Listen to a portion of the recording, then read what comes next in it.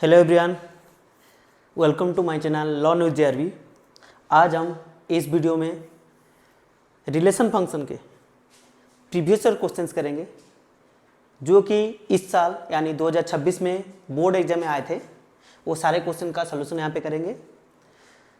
मैं आशा करता हूँ जो भी इस वीडियो को देख रहे हैं वो रिलेशन फंक्शन चैप्टर पढ़ चुके हैं, यानी वो रिलेशन फंक्शन के सारे कंसेप्ट क्लियर है उनके, और इसलिए बोर्ड के क्वेश्चन सॉल्व कर रहे हैं। तो यानी मैं ये मान सकता हूँ कि आपको रिलेशन फंक्शन के बारे में सब कुछ पता है, आप क्वेश्चन करोगे, इसी हिसाब से मैं क्वेश्चन करूँगा। ठीक है, मैं पूरा डिटेल में नहीं जाएंगे, जो क्वेश्चन जितने नंबर का होगा उसी हिसाब से हम उसे सॉल्व करेंगे। चलिए शुरू करते हैं आज का वीडियो। तो पहला क्वेश्चन यहाँ पे है, a relation R on set A given है 1 2 3 define as r is equal to 1 1 2 2 1 2। Relation दिया हुआ है 1 1 2 2 1 2 है रिलेशन में।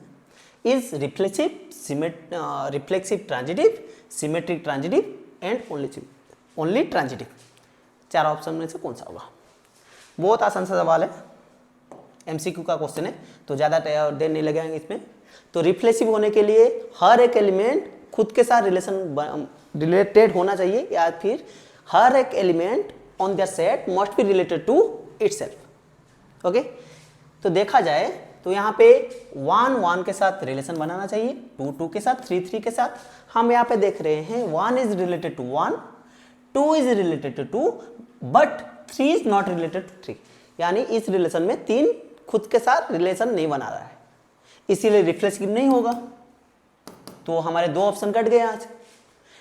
सिमेट्रिक के लिए सिमेट्रिक का डेफिनेशन रहता है, अगर A B belongs to relation, that means A is related B, then B must related to A, तब जाके वो रिलेशन सिमेट्रिक बनेगा। हर एक एलिमेंट, किसी भी एलिमेंट को हम चूज कर ले, अगर वो एलिमेंट है उसका ऑपोजिट एलिमेंट, उल्टा एलिमेंट, उल्टा रिलेशन, यानी अगर यहाँ पे 1 1 है, 1 1 का उल्टा क्या हो जाएगा? वही 1 1, वही तो है। अगर यहाँ पे देखा जाए 1 2 है, उसका उल्टा क्या होगा? 2 1। यहाँ पे 2 1 नहीं, सही है। यहाँ पे 1 2 है बट 2 1 नहीं है, यानी ए सिमेट्रिक भी नहीं होगा, मतलब सी ऑप्शन कैंसल, बचा डी। ओ ये डी ट्रांजिटिव बन जाएगा। और प्रॉपरली बोला जाए तो इसको सीडो ट्रांजिटिव बोलते हैं। यानी यहाँ पे देखा जाए ए बी है, ट्रांजिटिव के लिए क्या चाहिए? जो डेफिनेशन रहता है, A B belongs to R, B C belongs to R implies A C belongs to R. यानी कोई एक रिलेशन में ए रिलेटेड टू बी है, बी रिलेटेड टू सी है, अगर ए रिलेटेड टू सी उस रिलेशन में है, A is also if a relation में जो बताया A related to B, B related to C, also A is related to C, then जाके वो रिलेशन ट्रांजिटिव बनता है।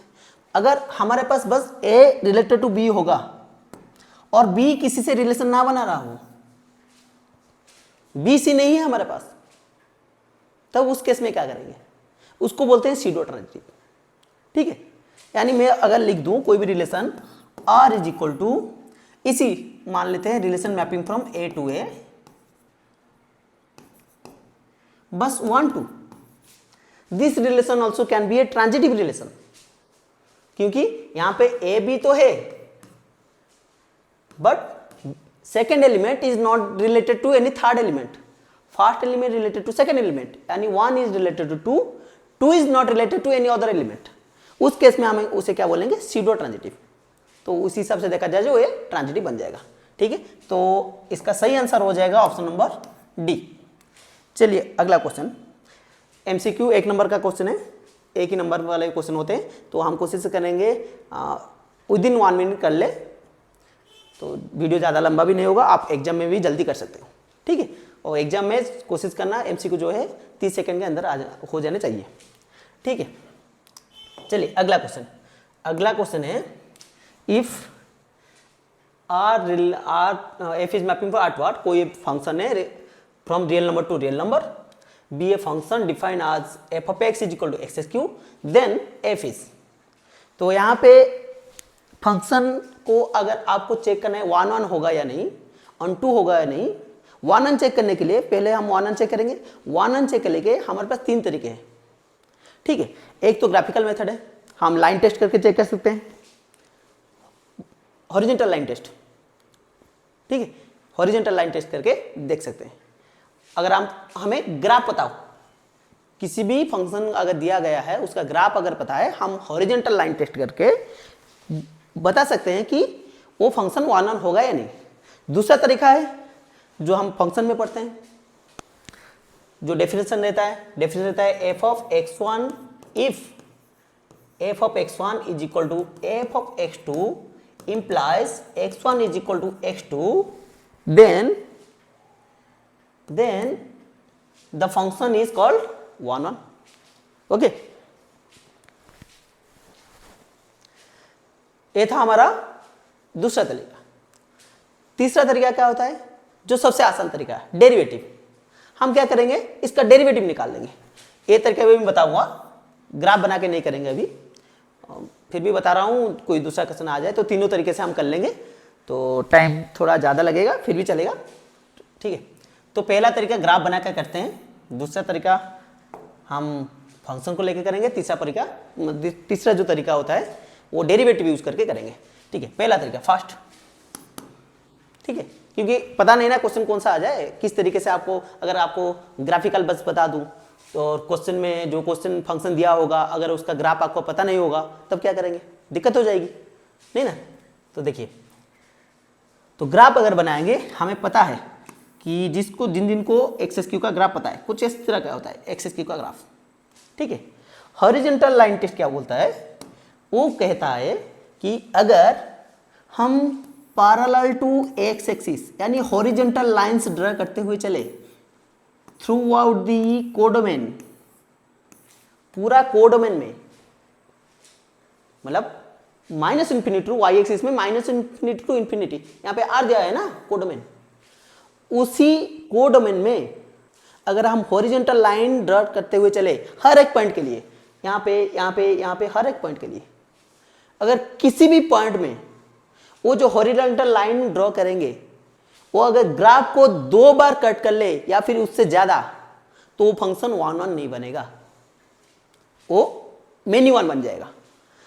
और हम यहां पे देख सकते हैं जो रेड लाइन है वो हॉरिजॉन्टल लाइन से, और जो येलो लाइन है कर्व ऐसा, उसको थोड़ा अलग कर देते हैं, ग्रीन कर लेते हैं, नहीं दिखेगा, लाइट कर लेते हैं व्हाइट।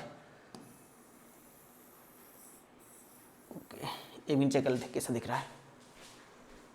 चलिए, जो व्हाइट लाइन है वो रहा कर्व, अगर कर्व को रेड लाइन जो हॉरिजॉन्टल लाइंस एक से ज्यादा बार कट करते हैं तो जो फंक्शन होगा वो वन ऑन नहीं बनेगा।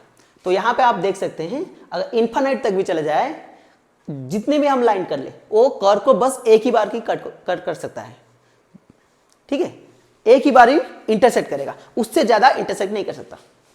आपको एक एग्जांपल दे देता हूं, साइन फंक्शन का ग्राफ सबको पता होगा, ऐसा रहता है। अगर यहां पे हम हॉरिजॉन्टल लाइन टेस्ट लें, यानी हॉरिजॉन्टल लाइन ड्रॉ करें, तो बार बार कट करें, यहां पे कितनी बार कट करा, तो sine function is not one on function. Okay, तो ये रहा हमारा पहला तरीका।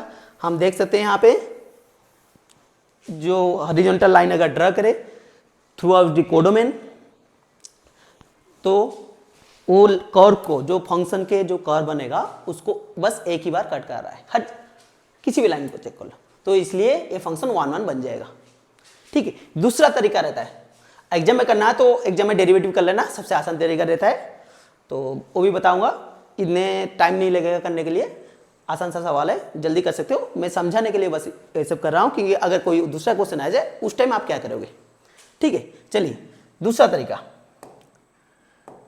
दूसरा तरीका ये है जो हम ए फंक्शन वाला फंक्शन में जो यूज करते हैं, क्या लेंगे, let f of x1 is equal to f of x2, if x1 is equal to x2 then the function is one one. यहाँ पे अगर हम मान लेते हैं f of x1 is equal to f of x2, that implies x1 का cube is equal to x2 का cube. चाहे तो हम डायरेक्ट क्यूब रूट निकाल सकते हैं, पर यहाँ पे x का और कोई वैल्यू हो सकता है क्या, हमें पता नहीं, ठीक है, इसलिए मतलब यहाँ पे अगर क्यूब रूट निकालेंगे तो x1 is equal to minus x1 is equal to x2 हो जाएगा। ऐसे भी हो सकता है x1 not equal x2, chances है। तो उसको सॉल्व करने के लिए यहाँ पे क्या करेंगे ना, एक ही साइड ले आते हैं, x1 का क्यूब प्लस माइनस, थोड़ा प्रूव कर लेते हैं उसको, x2 का क्यूब इज इक्वल टू 0 करेंगे, ए क्यू माइनस बी क्यू का फॉर्मूला डाल लेंगे यहाँ पे, तो बनेगा x1 minus x2 into x1 का square plus x1 x2 plus x2 का square which is equal to 0। Okay, अगर दो नंबर अगर मल्टीप्लाई होकर 0 बन रहे या फिर दो एक्सप्रेशन, या तो a वाला 0 होगा या फिर a वाला 0 होगा। ठीक है, अगर a वाला 0 बन रहा है तब बन जाएगा x1 is equal to x2, आसान है। अगर a वाला 0 बन रहा है तो x1 is not equal to x2 हो जाएगा ना, 0 नहीं भी इक्वल ना भी हो सकते हैं। अगर a 0 बन रहा है a नॉन 0 हो सकता है। ठीक है, पर हम ये प्रूव कर सकते हैं कि this term, this expression can never be 0, ये कभी 0 नहीं बनेगा। ठीक है, कभी भी ये 0 नहीं बनेगा। हम इसे इनइक्वालिटी से प्रूव कर सकते हैं, जो कि हम यहाँ पे नहीं करेंगे। जब इनइक्वालिटी में एक आगे वीडियो बनाने वाला हूँ तो इनइक्वालिटी पढ़ाऊँगा उसमें, तो उसमें ये बात बताऊँगा। तो जो हम फंक्शन पढ़ रहे हैं तो ज़्यादा डिस्कशन इसके बारे में नहीं करेंगे। तो हमें पता है, मैं अभी बता रहा हूँ कि ये वाला function, this expression can not be equal to 0, वह कभी 0 नहीं बन सकता। ठीक है, इनइक्वालिटी लेके हम कर सकते हैं। चलिए, तो हमें मिल गया x1 is equal to x2। हम लिए थे f of x1 is equal to f of x2 और हमें मिला x1 is equal x2। That implies according to the definition of one-on function, this function is one-on. Okay, चलिए अगला तरीका जाते हैं। 3 नंबर तरीका जो है मेरा फेवरेट तरीका जो रहता है वो रहता है डेरिवेटिव वाला। आसानी से ये चुटकी में निकल जाएगा। ठीक है, इसमें तो ग्राफ याद रहना चाहिए, इसमें थोड़ा सिंप्लीफाई करना पड़ेगा। डेरिवेटिव में बस डेरिवेटिव निकालो, काम खत्म। क्या करना है यहाँ पे, इस फंक्शन के f of f dash x निकाल देंगे डेरिवेटिव। डेरिवेटिव क्या बनेगा, एक्स क्यूब का जो होता है 2 3x स्क्वायर, और 3x square is always positive, हमेशा पॉजिटिव होगा ना, स्क्वायर है। यहाँ पे नेगेटिव भी डालोगे तो रिजल्ट कौन सा आएगा, पॉजिटिव आएगा। तो हमें दिस इज ग्रेटर देन 0 लिख सकते हैं ना, actually greater than equal to होगा एक्सेप्ट 0 और all other points that is strictly increasing. 0 के सिवा और दूसरे जगह ग्रेटर देन 0 होगा। ठीक है, हम मान सकते हैं this function is strictly increasing function. और आप ग्राफ में भी देख सकते हो, अगर स्ट्रिक्टली इंक्रीजिंग फंक्शन है, कोई भी फंक्शन अगर स्ट्रिक्टली इंक्रीजिंग होगा या फिर डिक्रीजिंग होगा, इंक्रीजिंग मतलब ऐसा होगा, अगर हम एक्स एक्सिस वाई एक्सिस से मान ले, अगर ऐसा बढ़ता हुआ जाता है, यानी हर एक एक्स जब बढ़ेगा उसी टाइम वाई भी बढ़ता हुआ जाएगा, घटेगा नहीं। ठीक है, तब क्या बोलेंगे, द फंक्शन इज इंक्रीजिंग। अगर कोई फंक्शन स्ट्रिक्टली इंक्रीजिंग है उसे बोलेंगे मोनोटोनिकली इंक्रीजिंग, डिक्रीजिंग होता है उसे बोलेंगे मोनोटोनिकली डिक्रीजिंग। उस टाइम में क्या होता है, अगर कोई भी फंक्शन मोनोटोनिकली इंक्रीजिंग है या फिर मोनोटोनिकली डिक्रीजिंग है, वो फंक्शन वन ऑन बनते हैं। ठीक है, इसे याद रखना। क्या है, अगर कोई फंक्शन इन डोमेन, इन इस डोमेन, उसके डोमेन में मोनोटोनिकली इंक्रीज हो रहा है या फिर मोनोटोनिकली डिक्रीज हो रहा है, डोमेन में याद रखना, मोनोटोनिकली इंक्रीज हो रहा है या फिर डिक्रीज हो रहा है, तब हमें उसे वन ऑन फंक्शन मान सकते हैं। ठीक है, और होगा तो यहां पे देख सकते हैं जो फंक्शन है उसका डेरिवेटिव स्ट्रिक्टली ग्रेटर देन 0 हो रहा है, derivative greater than 0, that means the function is increasing. उसका स्लोप हमेशा पॉजिटिव होगा। अगर पॉजिटिव स्लो होता है, स्लोप पॉजिटिव होता है तो फंक्शन बढ़ता जाता है। ठीक है, तो हमें इसमें पता चल जाएगा the function is one on. तो हमारे दो ऑप्शन यहाँ पे कट जाएंगे, जो होगा many one, this is option B is not correct कि मेन्यू वन दिया हुआ है, हमारा तो वन वन बन गया। ऑप्शन डी भी घट जाएगा। अब हम जो चेक करना है अनटू होगा या नहीं। ठीक है, अनटू के लिए क्या करेंगे, हम चाहे तो लाइन टेस्ट भी कर सकते हैं, पर चलिए लाइन टेस्ट की बात नहीं करेंगे यहाँ पे, वो ज़्यादातर कहीं पे नहीं पढ़ाते नहीं। मैं जब डिटेल वीडियो बनाऊंगा फंक्शन में उसमें बताऊंगा लाइन टेस्ट, उसके बाद करेंगे। तो चलिए, तो अनटू के लिए क्या करते हैं, हमें पता है ए अनटू भी बन जाएगा, क्योंकि कोई भी नंबर ले लो कोड डोमेन का, उसका क्यूब रूट हम निकाल सकते हैं। नेगेटिव का भी क्यूब रूट निकलता है और पॉजिटिव नंबर का तो क्यूब रूट निकलता ही है। ठीक है, किसी भी नंबर का क्यूब रूट हम निकाल सकते हैं जो कि एक रियल नंबर बनेगा। ठीक है, यानी कोड डोमेन का हर एक एलिमेंट का प्री इमेज बनेगा। उसको लिखेंगे कैसे, ऐसे मान लेते हैं एफ ऑफ एक्स को वाई मान लेते हैं, जो तरीका रहता है ऑन टू प्रूव करने का। मान लेते हैं y is equal to X cube, f of X को y मान लेंगे। That means x is equal to Y का 1/3, यानी cube root of y is equal to X. यानी हमें पता है, इससे हमें पता कर सकते हैं y का किसी भी वैल्यू के लिए x एग्जिस्ट करेगा। यानी y के जगह पे हम कुछ भी लिख दें रियल नंबर से, कोड डोमेन से, उसका कुछ ना कुछ वैल्यू तो निकलेगा। ठीक है, यहाँ पे अगर कोड डोमेन से किसी भी एलिमेंट को उठा ले, नेगेटिव हो पॉजिटिव हो कोई भी नंबर लो, उसको अगर उठा के यहाँ पे रख दें y के जगह पे, किसी ना किसी को मैप ही करेगा, मतलब कुछ ना कुछ वैल्यू उसका निकलेगा जो कि रियल नंबर होगा, यानी उसका प्रीमियस हमेशा रहेगा। और डेफिनेशन के कहता है जो ऑनटू का, वो कहता है कि कोड डोमेन का अगर प्रीमियस होगा, कोड डोमेन का अगर हर एलिमेंट का प्रीमियस होगा तब जाके उसको ऑनटू बोलेंगे। तो हमें पता चला है दिस फंक्शन इज ऑनटू। और आसान सा क्वेश्चन है, सबको पता होगा, मैं डिटेल में बता रहा हूँ कैसे करते हैं, ऐसे लेके ऑनटू प्रूव करेंगे। ठीक है, चलिए आगे ये बहुत सारे क्वेश्चन है, उसमें करेंगे तो आपको अच्छे से समझ में आ जाएगा। चलिए अगला क्वेश्चन आससन रीजन से जो क्वेश्चन है, एक मिनट,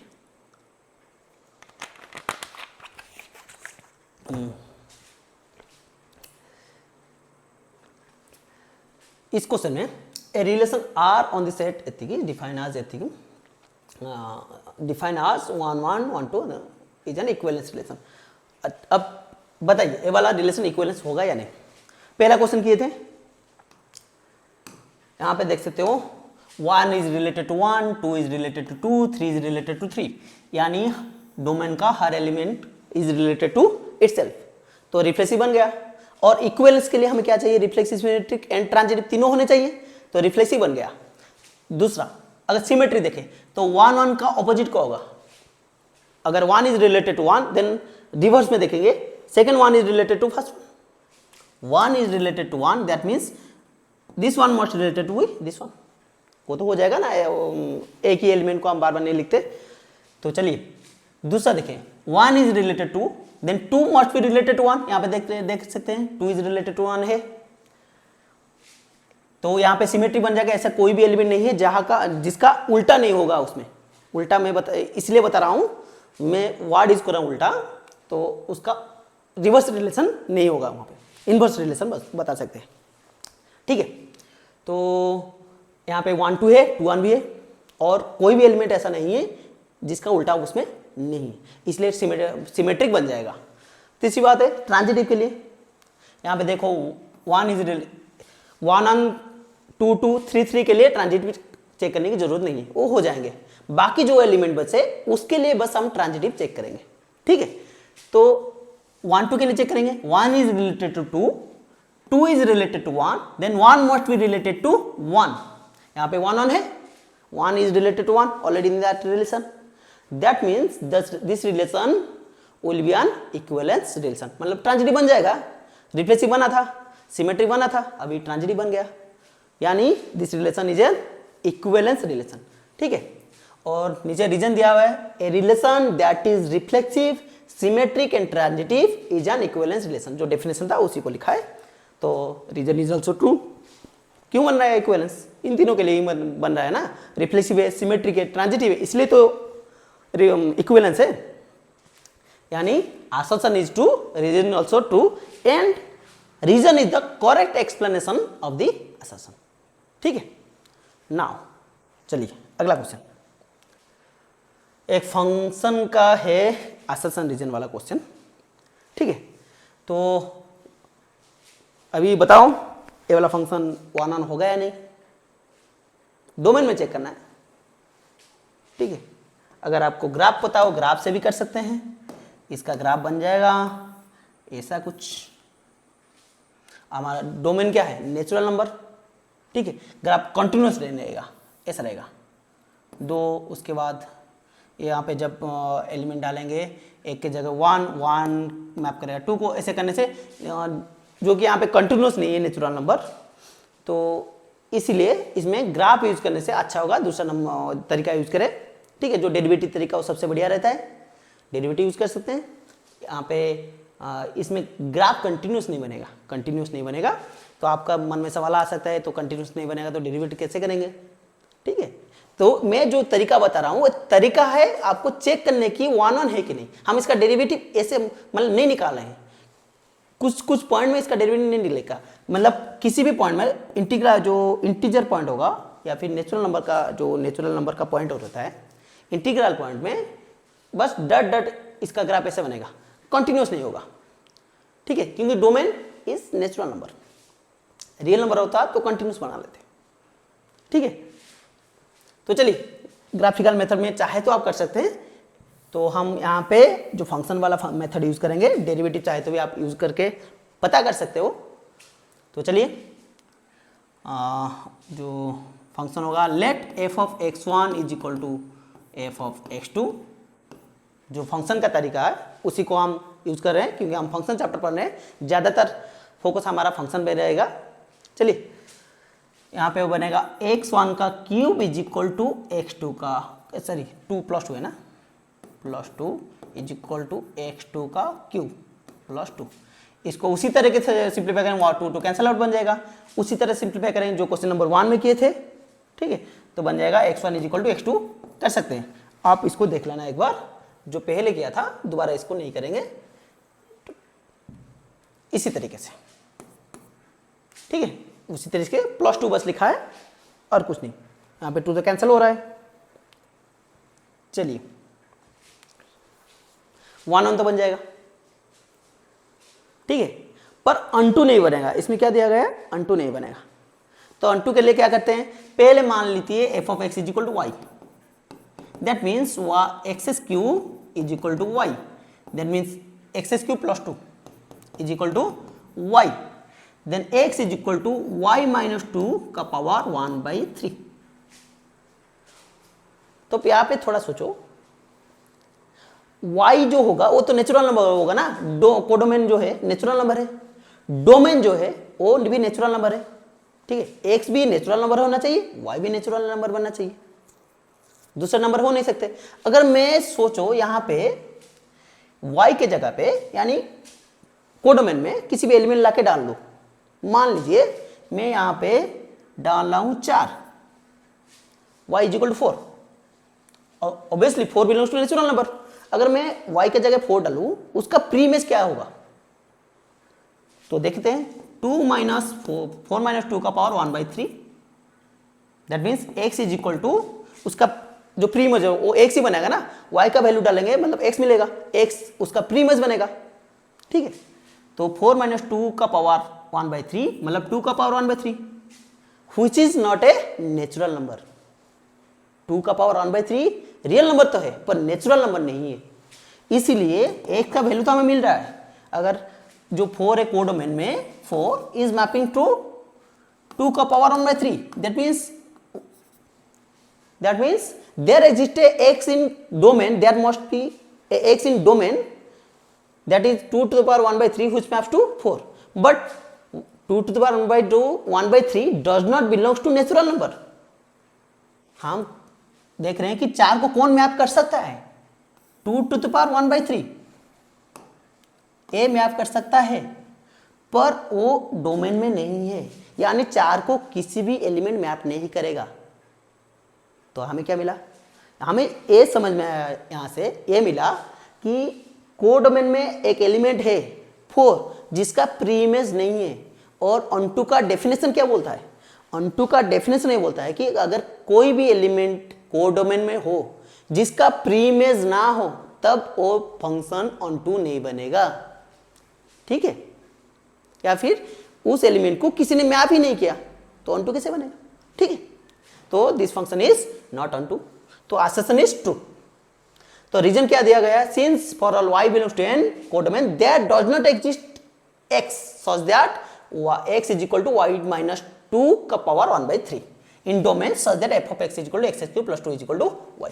ऐसा नहीं बनेगा ना, अगर x के जगह पे हम 2 टू द पावर 1/3 डालें तो वो y बनेगा, पर 2 to the power 1/3 does not belongs to natural number, उसी को वर्ड में लिखा है। कोई भी नेचुरल नंबर नहीं है 4 के लिए, y की जगह अगर 4 लिख सकते हो, ठीक है। तो ये अनटू नहीं बनेगा, क्योंकि ऐसे मान लो कोई भी एक एलिमेंट अगर कोडोमेन में मिल जाता है जिसका प्री इमेज ना हो तो अनटू नहीं बनेगा, काम खत्म, ज्यादा सुनने की जरूरत नहीं है, उसी को ही लिखा है इस वर्ड में, ठीक है। तो reason also true and reason is the correct explanation of the assertion. Okay, now चलिए अगला सवाल। अब आया असली सवाल। ये सब 3 नंबर 5 नंबर वाले क्वेश्चन है, क्योंकि बोर्ड एग्जाम में 1-2 नंबर वाले तो जल्दी हो जाएंगे, उसको आपको एक्सप्लेन नहीं करना होता, तुक्का मार के भी आप लगा सकते हो, अगर शॉर्टकट भी पता हो, थोड़ा देख के भी आप बता सकते हो तो कर सकते हो, पर इसमें आपको सॉल्व करना है, आपको प्रूव करना है, ठीक है। तो ये क्वेश्चन को थोड़ा ध्यान से करेंगे। तो यहाँ पे दिया गया है, बहुत बढ़िया सवाल था, check whether the function z mapping from z cross z to z cross z where z is the set of integers defined as f of x y is equal to 2x, 3x 2y, 3x is injective or not। हमें check करना है बस, ये injective होगा या नहीं, 2 number का शायद क्वेश्चन था ये।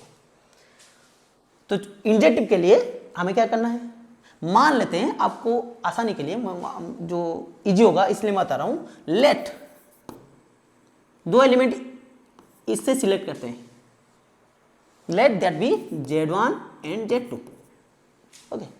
और definition let f of z1 is equal to f of z2। यहां पे z1 ऑर्डर पेयर है, z2 भी ऑर्डर पेयर होगा, क्योंकि जो डोमेन है वो जो यहां पे जो सेट दिया है वो एक कार्टेशियन प्रोडक्ट है, और कार्टेशियन प्रोडक्ट का हमेशा एलिमेंट ऑर्डर पेयर में होते हैं, ठीक है। तो चलिए, तो उसी तरह से देखा जाए, लेट z1 भी यहाँ पे मान लेते हैं x1 y1 एंड z2 भी the order pair x2 and y2, ये 2 ऑर्डर पेयर है। मान लेते हैं f of z1 is equal f of z2, यानी f of x1 y1 is equal to f of x2 and y2,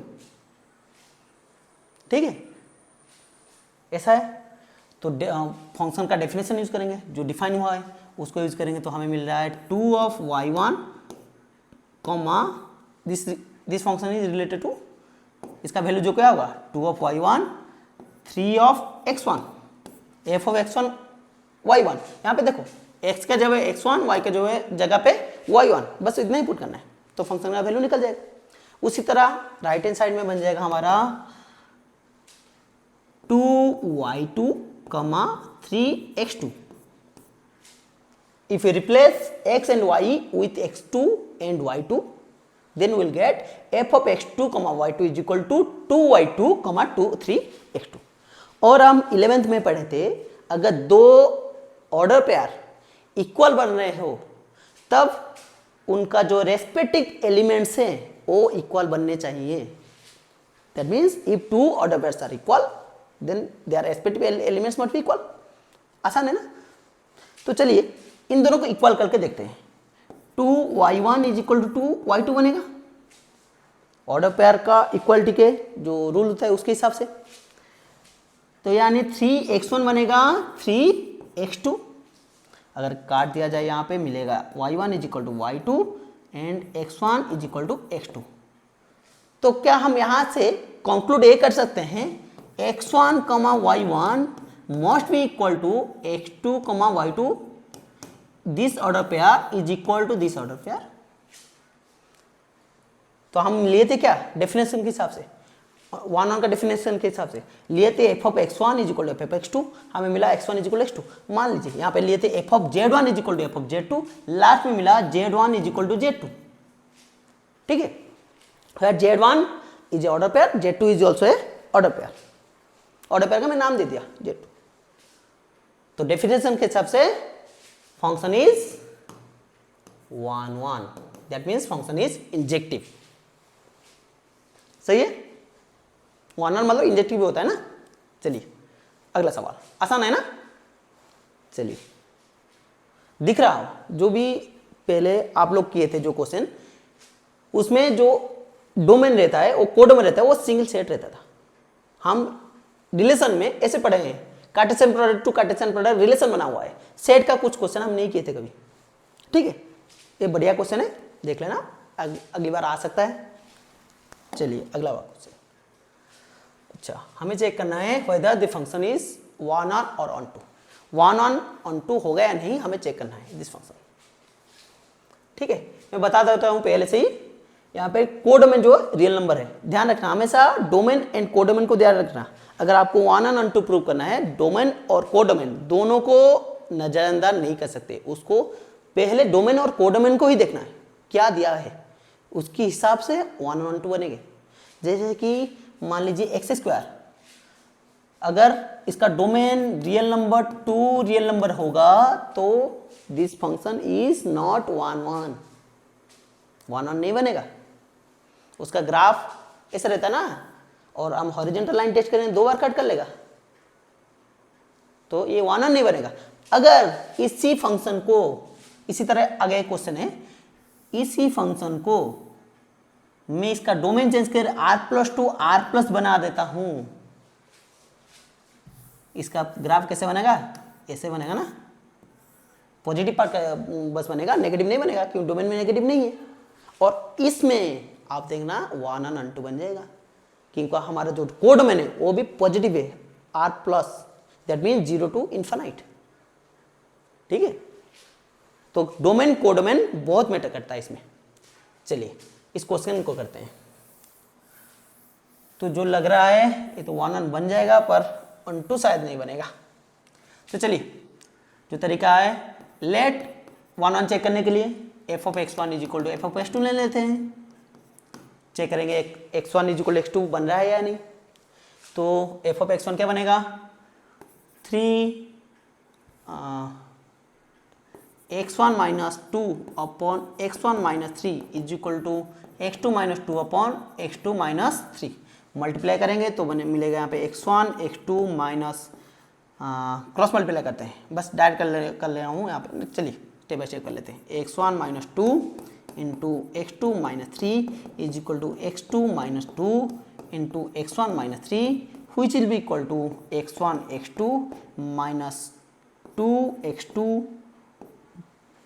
minus 3 x1 plus 6 is equal to x1 x2 minus, यहाँ पे बन जाएगा 2x1 minus 3x2 plus 6 cancel, x1 x2 cancel. अभी x1 को x2 को इस तरफ ले आते हैं, x1 को उस तरफ ले लेते हैं, तो -2x2 प्लस 3x2 उस साइड जाके बन जाएगा 3x1 minus 2x1 which is equal to x2 is equal to x1, ठीक है। तो हम लिए थे x1 is equal to x2, मिला x1 is equal to f(x1) is equal to f(x2) लिए थे, हमें मिला x1 is equal to x2, ठीक है। तब ये फंक्शन क्या बन जाएगा, 1 1 बन जाएगा। फिर आता है अनटू का। तो अनटू की तरफ अगर हम चलते हैं तो अनटू के लिए हम क्या लेंगे, पहले मान लेते हैं f(x) is equal to y, यानी f(x) is equal to y, यानी x minus 2 upon x minus 3 is equal to Y. इसको सिंप्लीफाई थोड़ा करते हैं, x minus 2 is equal to Y into X minus 3। इसको थोड़ा सिंप्लीफाई करते हैं और थोड़ा, वाई एक्स माइनस 3। हम क्या करेंगे, f is a function of y था, sorry y is a function of x था, यहाँ पे y is a function of x था, हम लिखेंगे x is a function of y, x as a function of y। तब क्या बनेगा, इसमें x y x को एक तरफ ले लेंगे, बाकी सब दूसरी तरफ ले लेंगे जो कष्टल है। 2 माइनस 3 बनेगा। यहाँ पे अगर 2 माइनस 3 बनेगा ना, हाँ 2 उस टाइप जाएगा प्लस हो, तो हो जाएगा x कॉमन ले लेंगे, 1 minus y is equal to -1, यानी x is equal to -1/1 minus y. ठीक है, सही हुआ ना? दो बार चल लेते, कैलकुलेशन तो कर लेते हैं इसमें। x -2 प्लस मल्टीप्लिके, अच्छा यहाँ पे 3y बनेगा, 3y, अरे कैलकुलेशन मिस्टेक, थोड़ा चेक कर लेना इसको। यहाँ पे बनेगा 2 - 3y, यानी यहाँ पे बनेगा 2 - 3y। ये बन रहा है फंक्शन हमारा y, x as a function of y। अब इस फंक्शन में हमें y का अगर वैल्यू डालेंगे, कोडोमेन का हर एक एलिमेंट का, उसका प्री इमेज मिल जाएगा। अगर किसी भी एलिमेंट का प्री इमेज हमें नहीं मिल रहा है, यानी उस एलिमेंट का प्री इमेज है ही नहीं। ठीक है, समझ में आ रहा है ना? अगर y की जगह पे हम कोडोमेन का वैल्यू डालते हुए चलेंगे, अगर सारे एलिमेंट का कोडोमेन के सारे, यहां पे कोडोमेन है, कोडोमेन के सारे एलिमेंट का अगर प्री इमेज मिल जाता है तो वहां पे अनटू बन जाएगा। अगर किसी भी एक एलिमेंट ऐसा मिल गया जिसका प्री इमेज ना हो तो अनटू नहीं बनेगा। तो यहां पे अगर हम y के जगह पे 1 डाल दे, if we take y is equal to 1, y के जगह पे 1 ले ले, तो किसको मैप करेगा? किसी को नहीं, नॉट डिफाइन हो जाएगा। डिनोमिनेटर में 0 बन नहीं सकता।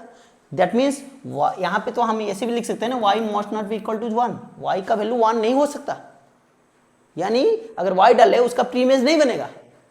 और कोडोमेन में जो रियल नंबर दिया गया है उसमें r है, मतलब उसमें 1 है और 1 का प्री इमेज नहीं बन रहा है, इसलिए रिलेशन जो ये फंक्शन है वो ऑन टू फंक्शन नहीं बनेगा।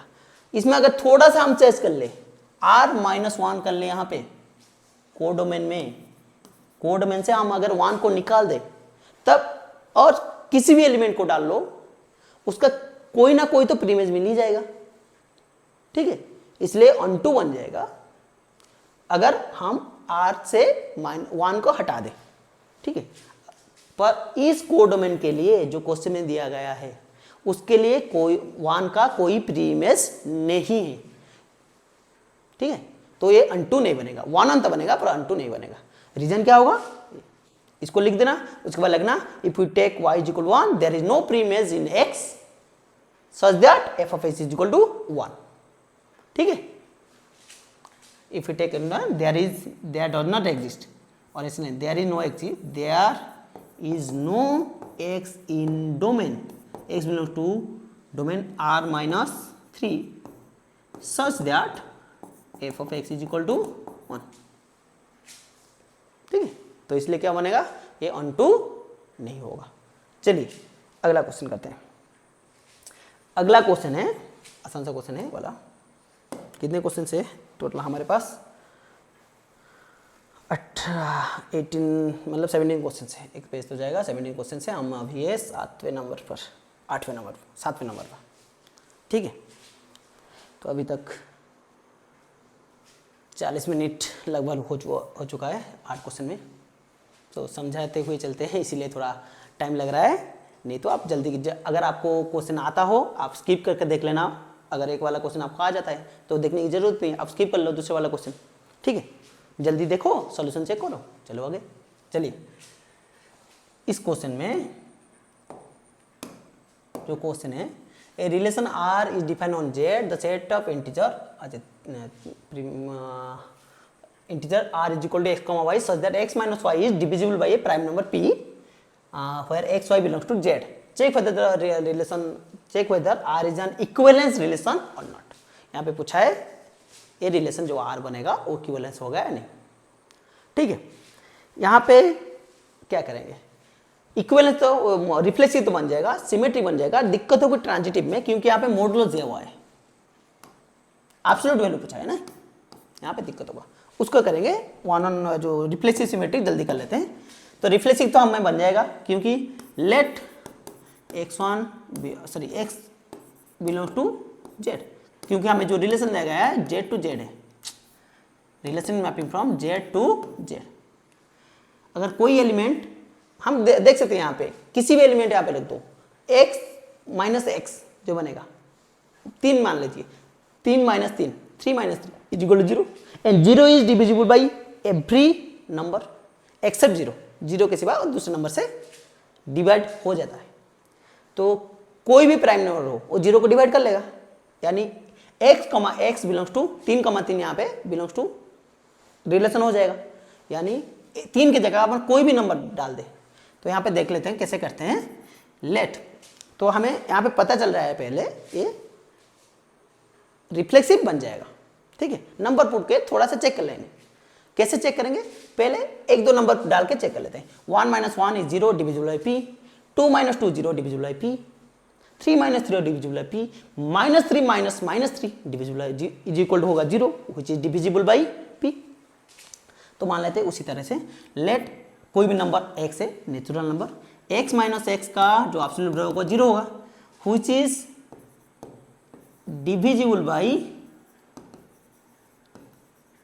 Any prime number p। कोई भी एक प्राइम नंबर है p मान लेते हैं, उसे डिवाइड हो रहा है। That implies x belongs to relation, x is related to x।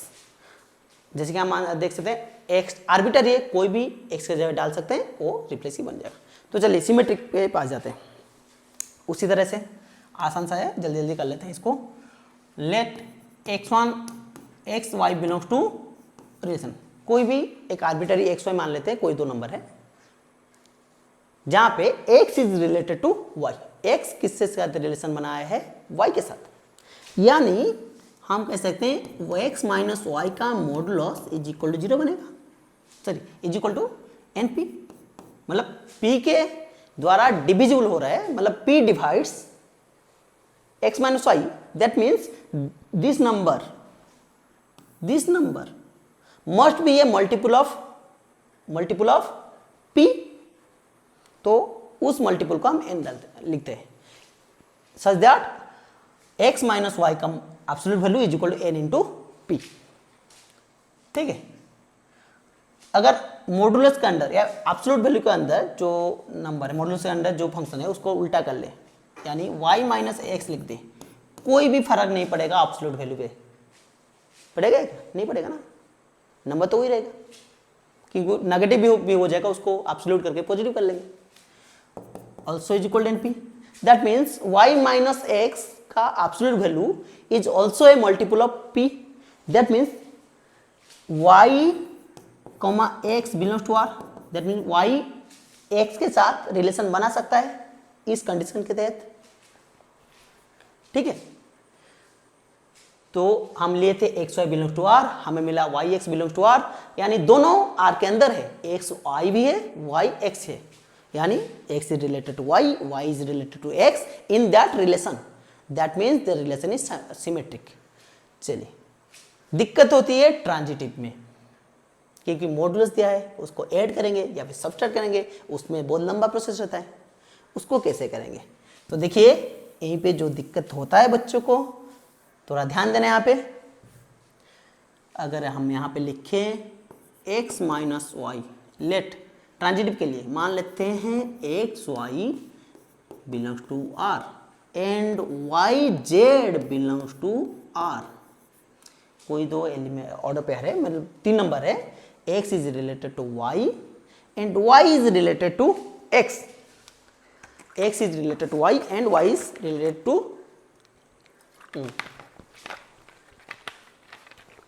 थोड़ा सा पानी पी लेते पहले, y is related to x, यानी इससे हमें मिलता है x - y का मोड हो जाए NP absolute value, y - z का एब्सोल्यूट वैल्यू होता है NP मान लेते हैं। तो ये वैल्यू नेगेटिव भी हो सकता है, पॉजिटिव भी हो सकता है, कोई फर्क नहीं पड़ता। क्यों, अगर नेगेटिव लेंगे पॉजिटिव लेंगे x - y NP हो जाएगा, अगर हम -x - y ले लेते हैं तब भी NP लिख सकते हैं, क्योंकि अगर NP हो है माइनस, अगर उस साइड ले लें n के साथ मल्टीप्लाई होगा अगर -1, वो तो एक इंटीजर ही बनेगा ना, क्योंकि n एक इंटीजर ही है। जो डेफिनेशन रहता है जो मल्टीपल का, उसके हिसाब से इंटीजर बनेगा। ठीक है, यानी हमें इसको भी ऐसे लिख सकते हैं x minus y is equal to minus n into p, which is equal to, हम कोई भी इंटीजर लेते हैं उसको दोबारा नाम ले लेते हैं n, तो हम इसे लिखें या इसे लिखें कोई फर्क नहीं पड़ता। तो हम क्या लिख दें, पॉजिटिव वाला लिखेंगे, आसान होगा। x minus y is equal to n p, y minus z is equal to m p, ऐसे लिखेंगे। आप चाहे तो 3 केस लेके भी कर सकते हैं, एक बार दोनों पॉजिटिव ले लेंगे, एक बार दोनों नेगेटिव ले लेंगे, और तीसरी बार ले लेंगे एक पॉजिटिव एक नेगेटिव, कोई फर्क नहीं पड़ेगा, आंसर सेम ही होगा। ठीक है, उसी तरीके से करने से बहुत लंबा चला जाएगा, तो आप चाहो तो मैं यहाँ पे कर सकता हूँ, पर आप कोशिश कर लेना, मैं बता रहा हूँ केसेस क्या होगा। एक बार दोनों पॉजिटिव ले लेंगे, यानी पॉजिटिव ले लिए, दूसरी बार दोनों नेगेटिव ले लेंगे, बस क्या करना है, माइनस दोनों साइड मल्टीप्लाई कर दो और माइनस एन यहाँ पे लिख देना, यहाँ पे माइनस एम लिख देना, माइनस एन को कैपिटल एन लिख दो, माइनस एन को एम को कैपिटल एम लिख दो। कांस्टेंट ये तो है ना, तो कोई फर्क नहीं पड़ेगा। उसके बाद आप जो प्रोसेस यहाँ पे करेंगे वही प्रोसेस कर लेना वहाँ पे। ठीक है,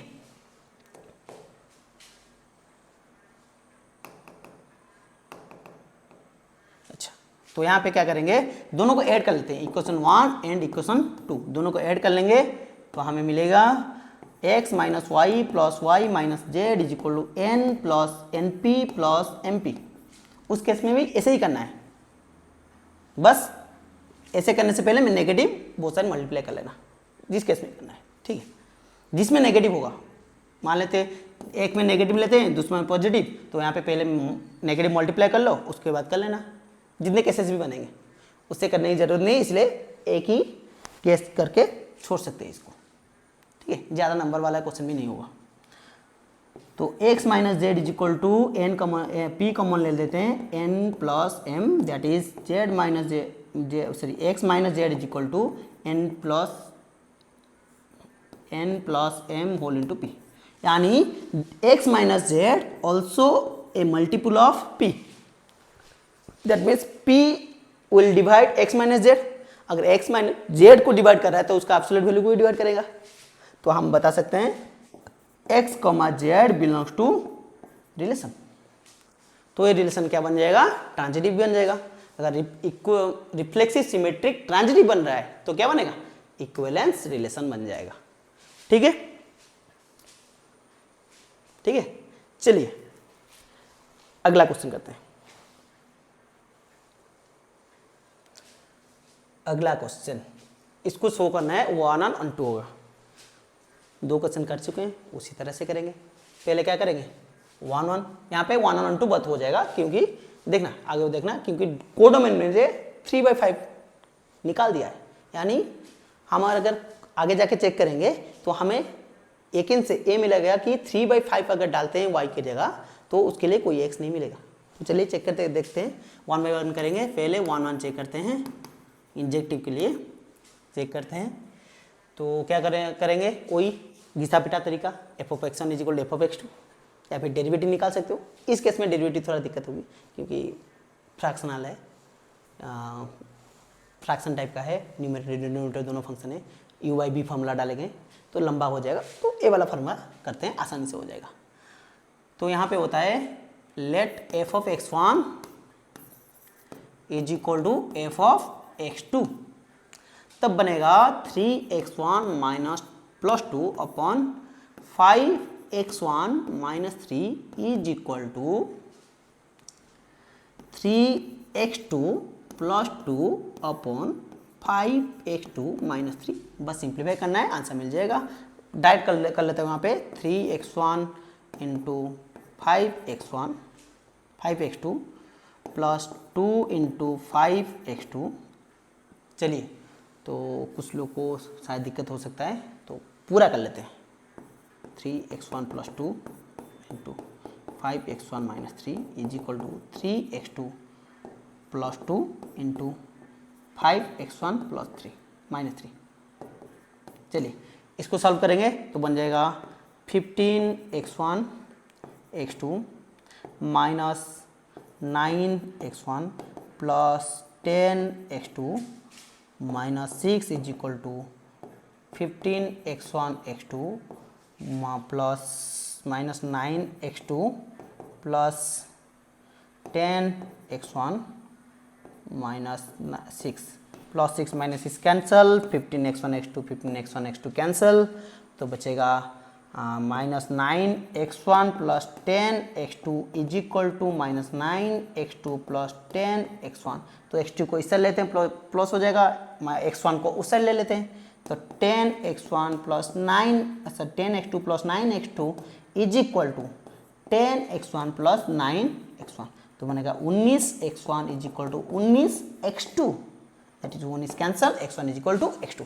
हम लिए थे f of x is equal to f of x2, मिला x1 is equal to x2, so this function is 1 1। हम लिख सकते हैं आज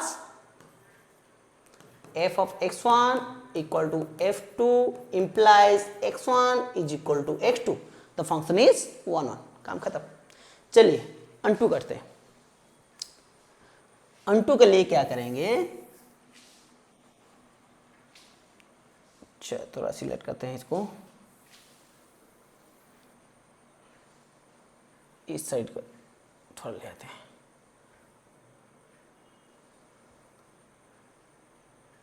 रुक जा भाई, हाँ यहाँ पे रुक जा। तो चलिए आगे चलते हैं।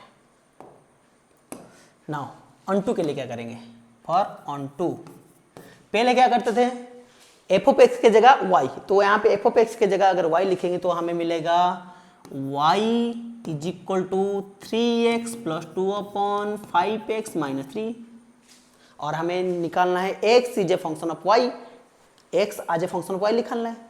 तो कैसे करेंगे, तो मल्टीप्लाई करेंगे, y into 5x minus 3 is equal to 3x plus 2, यहाँ पे बनेगा 5xy minus 3y is equal to 3x plus 2, x को एक साइड ले आएंगे, बाकी सब दूसरी साइड, तो 5xy minus 3x is equal to 3y plus 2, यहाँ पे x कॉमन ले लेंगे, बचेगा 5y minus 3 is equal to 3y plus 2, तो x बनेगा 3y प्लस 2 अपन 5y माइनस 3, ये बना। और आप यहाँ पे देख सकते हैं डिनोमिनेटर जीरो नहीं कर सकते, तो हम यहाँ पे लिख देंगे y must not be equal to 3/5, तो यहाँ पे कोडोमेन में देखो 3/5 निकाल चुका है, यानी जिस वैल्यू के लिए कोई प्रीमेच एग्जिस्ट नहीं करता उसको पहले से ही निकाल दिया।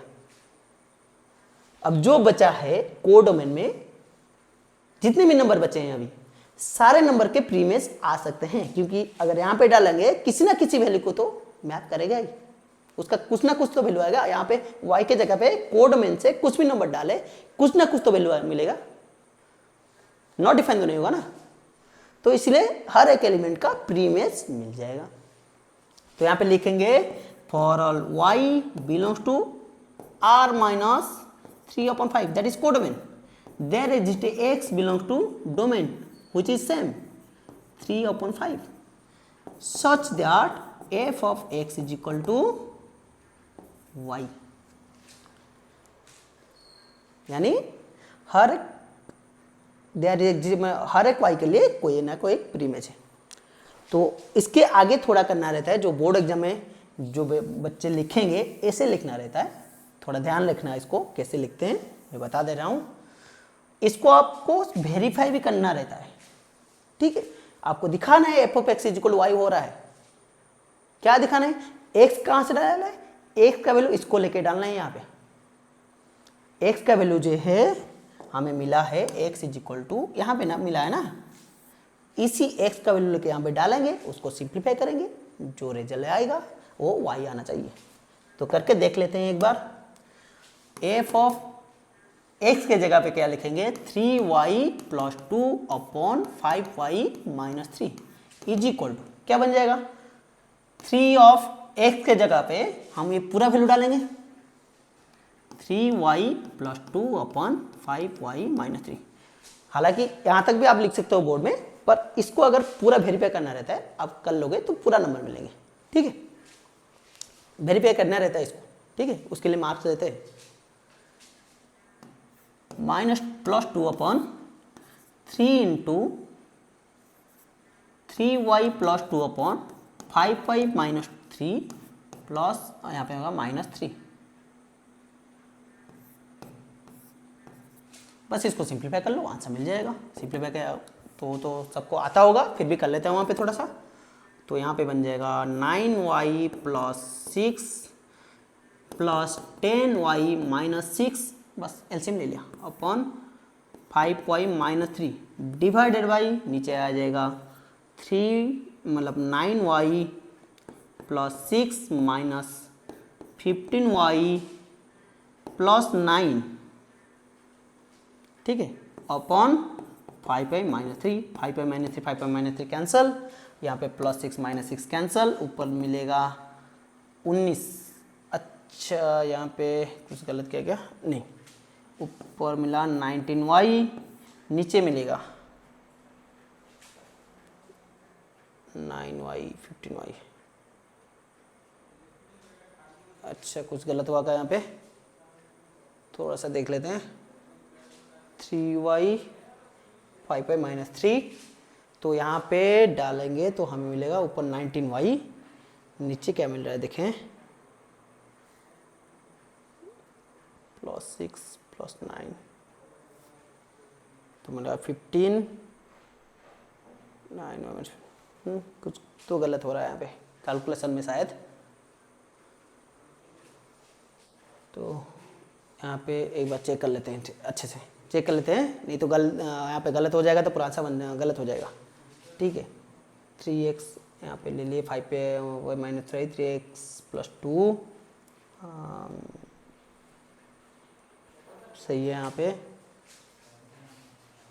5xy 3y 3x 3y, यहाँ पे 3y इधर आ गया, कॉमन ले लिए, यहाँ पे y माइनस 3 बन रहा है, वहाँ पे जाके प्लस हो गया 3y प्लस 2 अपन, ठीक है। यहाँ पे तो ठीक है सब। यहाँ पे देखते हैं 3 into x plus 2 upon 3 into x 5 into, अच्छा यहाँ पे गलत हो गया, देखिए यहाँ पे 5 था तो यहाँ पे पूरा गलत हो गया। देखिए थोड़ा सा गलत हो जाएगा तो आंसर गलत हो जाएगा। तो यहाँ पे मिलेगा हमें 15y plus 10 minus 15y plus 9 divided by 5y minus 3। ठीक है, यहाँ पे 5y 5 कैंसल, यहाँ पे देखो माइनस 15 प्लस 15 कैंसल, बचेगा 10 प्लस 9 19, ऊपर बचा 19y, नीचे मिला 19 कैंसल आउट, मिला y। That means there exist x in such format, that is 3y plus 2 upon 5y minus 3 such that f of x is equal to y। ठीक है, ऐसे लिखना है बोर्ड में, ऐसे करना रहता है। ठीक है, चलिए अगला क्वेश्चन करते हैं। थोड़ा टाइम देख लेते हैं कितना हुआ है।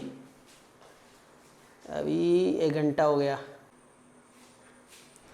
तो बहुत ज़्यादा टाइम लग रहा है इसमें, तो इतने में ही 1 घंटा हो गया।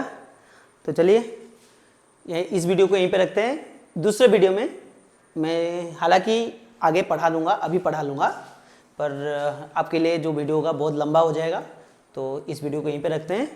अगला वीडियो में यहीं से कंटिन्यू करेंगे, इस क्वेश्चन से आगे करेंगे। ठीक है, थैंक यू।